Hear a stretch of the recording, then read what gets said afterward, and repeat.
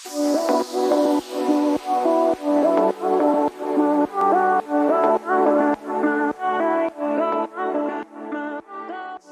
teman-teman, perkenalkan nama saya adalah Daniel Sinurat dengan NIM 2001173. Nah, pada hari ini saya akan melakukan percobaan, yaitu pembuatan larutan disinfektan. Adapun tujuan dari percobaan ini yaitu membuat larutan disinfektan alternatif dengan bahan dan alat yang mudah didapat. Nah, teman-teman, apa sih itu disinfektan? Disinfektan adalah bahan atau zat yang digunakan untuk menghilangkan atau menghancurkan bakteri baik, bakteri patogen ataupun non-patogen, terutama bakteri membahayakan seperti patogen. Istilah ini pada umumnya digunakan dalam proses membebaskan benda-benda mati atau infeksi dan aman dipakai dalam bidang industri, rumah sakit, atau industri makanan atau minuman, dan industri farmasi lainnya. Suatu disinfektan yang baik adalah yang mempunyai daya mematikan atau merusak mikroba. Untuk mengetahui daya mematikan tersebut biasanya distandarkan dengan fenol. Nah, fenol merupakan salah satu antiseptikum tertua dengan khasiat bakterisid dan fungisid. Juga terdapat basil dan spora. Walaupun memerlukan waktu yang lebih lama, mekanisme kerjanya berdasarkan denaturasi protein sel bakteri, yakni perubahan rumus bangunnya. Disinfektan dapat dikatakan ideal apabila yang pertama cepat membasmi mikroorganisme yang patogen dan potensial, termasuk spora. Yang kedua, penetran yang baik ke dalam bahan organik, misalnya kapas dan karet. Yang ketiga, dapat bercampur dengan bahan-bahan organik, misalnya sabun dan deterjen. Yang keempat, tidak menjadi inaktif oleh jaringan hidup. Dan yang terakhir adalah tidak bersifat korosif. Adapun faktor-faktor yang mempengaruhi potensial disinfektan yaitu konsentrasi, waktu, pH, suhu, sifat mikroorganisme, dan yang terakhir adalah kehadiran bahan ekstraneous. Nah, teman-teman, ada juga nih perbedaan dari disinfektan dan antiseptik. Disinfektan dan antiseptik memang sangat mirip karena keduanya digunakan untuk membunuh bakteri dan virus. Tetapi ada perbedaan mendasar di antara keduanya, yakni yang pertama adalah antiseptik digunakan untuk membunuh virus dan bakteri pada jaringan hidup seperti tubuh, sedangkan disinfektan diaplikasikan pada benda mati seperti pegangan pintu, keyboard komputer atau meja, dan bahan perabotan lainnya. Yang kedua, konsentrasi antara disinfektan dan antiseptik berbeda. Sebagai contoh, fenol dapat dijadikan sebagai antiseptik jika konsentrasinya 0,2%. Tetapi untuk menggunakannya sebagai disinfektan, konsentrasinya harus mencapai 1%. Yang ketiga, Lysol adalah disinfektan, sedangkan Dettol adalah antiseptik. Yang keempat, produk pembersih mengandung disinfektan dan produk penyembuhan mengandung antiseptik. Yang kelima, antiseptik maupun disinfektan memiliki kandungan kimia yang dikenal dengan nama biosida. Tapi antiseptik biasanya mengandung konsentrasi yang lebih rendah dibanding disinfektan. Yang keenam adalah disinfektan yang berbahaya bagi makhluk hidup sehingga kita tidak dapat menggunakannya pada kulit kita. Sedangkan antiseptik tidak berbahaya jika diaplikasikan. Selanjutnya, sebelum kita masuk ke dalam tahap pembuatan larutan disinfektan, terlebih dahulu kita menyiapkan alat dan bahannya. Berikut alat dan bahannya.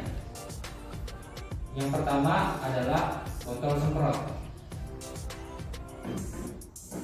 Yang kedua adalah gelas takar. Yang ketiga adalah air. Dan terakhir adalah cairan pemutih pakaian. Kita masuk ke tahap selanjutnya, yaitu pembuatan larutan disinfektan. Untuk takarannya kita gunakan 15 ml pemutih pakaian dan setengah liter air.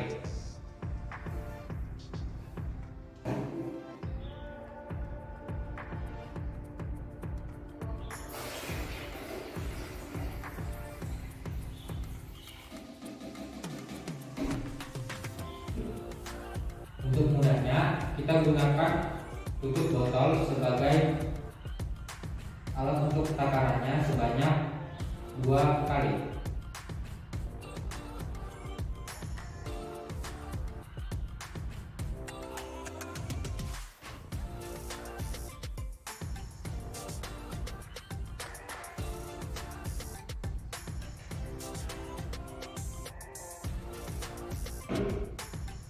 Setelah itu kita aduk sampai tercampur rata.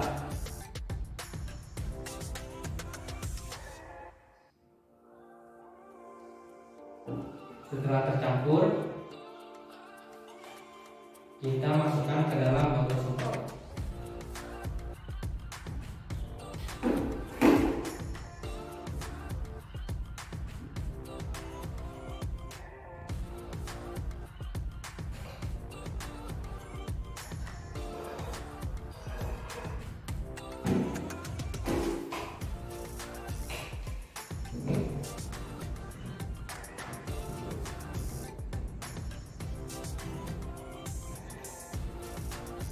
Lalu setelah kita masukkan, cairan disinfektan sudah bisa digunakan. Kita bisa menggunakannya ke perabotan yang ada di rumah ataupun kita bisa semprot ke kaca.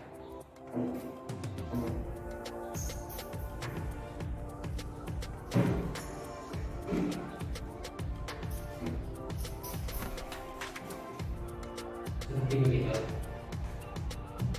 Nah teman-teman, kita barusan selesai dalam melakukan percobaan pembuatan larutan disinfektan.